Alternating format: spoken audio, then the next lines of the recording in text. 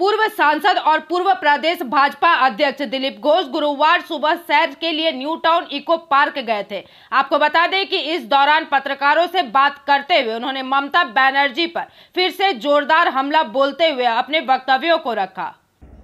पश्चिम बांगला ছেড়ে যাওয়ার মতো পরিস্থিতি হয়েছে, সেখানে 10 লাখ টাকা বা 20 লাখ টাকা কোনো মূল্য নেই। ঠিকই আছে, কেউ মারা গেছে, হত্যা হয়েছে, তার পরিবারকে দেখা সরকারের দায়িত্ব আছে, কিন্তু এরকম ঘটনা ঘটতেই থাকবে আর সরকার 10 লাখ টাকা দিয়ে নিজের দায়িত্ব শেষ করে দেবে। আরজি করের ঘটনা ঘটলে একটি ডাক্তার মেয়ে, তাকে ডাক্তার তৈরি করতে খরচা করতে হয় 50-60 লাখ, 1 কোটি টাকা, কিন্তু তার চেয়েও যে মূল্যবান জীবন তার একজন ডাক্তার, একজন মেয়ে, তাকেও 10 লাখ টাকা দেওয়া হয়েছিল। তো টাকার বিনিময়ে তো সমস্ত পাপ ঢাকা দেওয়া যায় না। কেন এই ঘটনা ঘটছে, এর গোড়ায় যেতে হবে। একটাও প্রাণ কেন যাবে, আর কেন মানুষ ভয়ের মধ্যে থাকবে নিজের ভিটেমাটিতে, কেন নিজের ভিটেমাটি ছেড়ে অন্য জায়গায় চলে যাবে? সরকারের তরফ থেকে এই জন্য কোনো চিন্তা নেই। শান্তি সম্প্রীতির বার্তা দেওয়া হচ্ছে কাদের নিয়ে? যারা সমস্যা তৈরি করছে ওখানে, যারা জিহাদি আন্দোলন করছে, তাদেরকে উনি আবার সার্টিফিকেট দিচ্ছেন শান্তির দূত বলে। কেন কালকে ওখানে যে সম্মেলন করেছিলেন উনি ইমামদের, একটা প্রস্তাব কেন লিখিয়ে দিলেন না যে এই যে ঘটনাগুলি ঘটেছে তাকে আমরা নিন্দা করছি? নিন্দা হয়নি তো, মমতা ব্যানার্জি নিন্দা করেননি, বরঞ্চ এর পিছনে যারা তাদের প্রশংসা করেছেন। সেই জন্য এই ঘটনা ঘটে থাকবে, উনি 10-20 লাখ টাকা দিয়ে হাত দিয়ে ফেলবেন না। কিন্তু ট্রেন্ড যেটা, এটা প্রথম পশ্চিমবঙ্গে দেখা গেল। এতদিন ওনার অনুদান সবাই নিয়েছে, এই প্রথম অনুদান মুখের ওপর ছুঁড়ে মারা হলো। তাহলে কি বাংলা পাল্টাচ্ছে? না, পাল্টে তো গেছি। আপনি দেখেছেন রামনবমীর আগে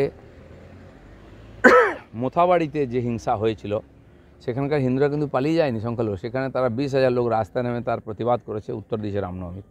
ঠিক তাই হবে, একটা মানুষের সর্বস্ব চলে গেল, আপনি কিসের দাম দিচ্ছেন? 10 লাখ টাকা, বাড়িঘর চলে গেছে, দোকান চলে গেছে, প্রাণ চলে গেছে, তারপরে 10 লাখ টাকা দিয়ে আপনি নিজের পাপস্খলন করছেন। আর এরকম ঘটনা আরও ঘটবে। সেই জন্য এই ধরনের অপ্রিয় পরিস্থিতির সম্মুখীন হতে না হয়, তার জন্য প্রথম থেকে সাবধান হন। পুলিশের কাছে কোনো খবরই নেই কোথায় মিছিল হবে, কত লোক আসবে, কবে হবে, কতদিন চলবে, খবর নাই নাকি খবর রাখা হয় না, আমরা তো বুঝতে পারছি না এটা। হ্যাঁ, বলছি দাদা, বিএসএফের বিরুদ্ধে বিস্ফোরক অভিযোগ মুখ্যমন্ত্রী। বলছেন যে বাচ্চা বাচ্চা ছেলে মেয়ে, তাদেরকে 5 থেকে 6 হাজার টাকা হাতে ক্যাশ দিয়ে বলছে তোমরা পাথর মারো, এবং ওদেরকে ফেস টুপি পরিয়ে দিচ্ছে। এটা তো উনি কাশ্মীরের গল্প বলছেন।